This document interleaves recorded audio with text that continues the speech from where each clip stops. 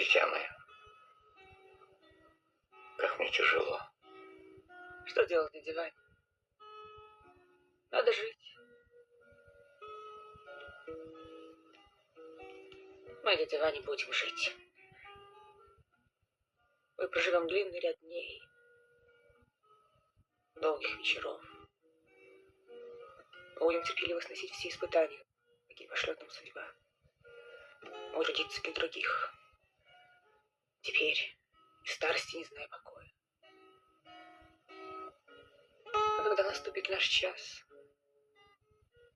мы покорно умрем. Там, за гробом, мы скажем, что мы страдали, что мы плакали, что нам было горько, и Бог жалится над нами.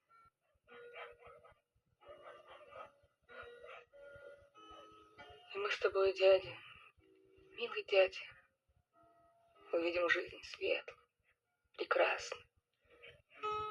Мы обрадуемся. И на теперешнее наше несчастье глянемся с умилением, с улыбкой и отдохнем. Мы отдохнем. Мы услышим ангелов. Мы увидим все небо в алмазах. Мы увидим, как все зло земное, все наши страдания потонут в милосердии, которое наполнит собой весь мир.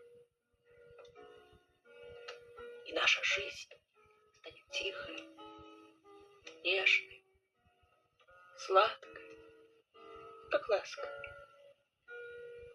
Я верую. Верую.